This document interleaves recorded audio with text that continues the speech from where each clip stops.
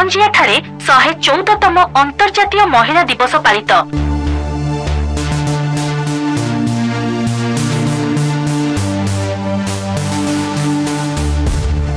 आज हेउछि अंतर्जातीय महिला दिवस। प्रतिवर्ष मार्च 8 तारिख को सारा विश्व में अंतर्जातीय महिला दिवस रूपे पालन करा जायछि। प्रथमे 1909 मसीह फेब्रुआरी 28 तारिख को अंतर्जातीय महिला दिवस रूपे पालन करा जायथिला। परे जातिसंघ पक्षरु 1977 रे निष्पत्ति नियागला जे मार्च 8 रे पालन करा जिवो अंतर्जातीय महिला दिवस। समाज रे महिलांक गुरुत्व और सेमानंक भूमिका को सम्मान जणाइबा उद्देश्य रे एही महिला दिवस पालन करा जाउछि। प्रत्येक क्षेत्र रे महिलांकर बेस गुरुत्व रहुछि। से विभिन्न भूमिकार अवतीर्ण मां ठारू आरंभ करी पत्नी, भौणी, बांधवी, झियो आदि समस्त भूमिका तुलाई आसुछंती महिला। श्रृंखलित और विकसित परिवार गठन रे मध्य नारी बेस प्रमुख भूमिका रहिछि। एहाकु सम्मान जणाई प्रतिवर्ष मार्च 8 तारिख को अंतर्जातीय महिला दिवस रूपे पालन करा जाउछि। एही परिप्रेक्षी रे मयूरभंज जिला करंजिया ठारे मध्य आज अंतर्जातीय महिला दिवस को महा आडंबर सहित पालन करा जाइछि। आज दिबा 11:30 समय रे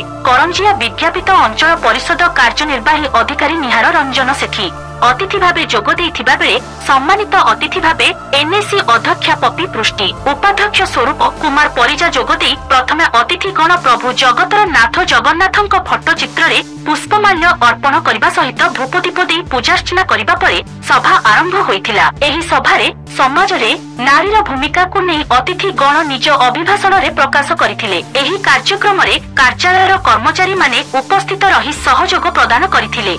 प्रथमतः मु आज महिला दिवस उपलक्षे आम सारा विश्वर महिला मानक शुभेच्छा एवं अभिनंदन जनाऊँगी। आज आम एनएससी रे महिला दिवस बहुत आडंबर पालन कराई। समस्त स्वच्छ साथी एमआरएफ एवं एमसीसी रो स्वच्छकर्मी माने आसीथिले। ता सहित समस्त काउंसिलर वृंद मध्य उपस्थित थिले। ता मध्यरु जो एमआरएफ एमसीसी एवं स्वच्छ साथी भौणी मानक आमे सम्मानित मध्य करिचु। आजिका दिन रे समस्त महिला मानक मु सैल्यूट करबा पई चाहे एवं महिला मानक सम्मान सहित मु आज सेमानकु अभिनंदन जनाऊँगी। एवं आजिका दिन रे महिला दिवसटी सारा राज्य रे पालन करा होची, एमिति कि सारा विश्व रे मध्य पालन करा होची। एही महिला दिवसटी खाली आजिका दिन रे पालन कले हबनी, महिला मानकु सबु दिन पई सम्मान दबा पई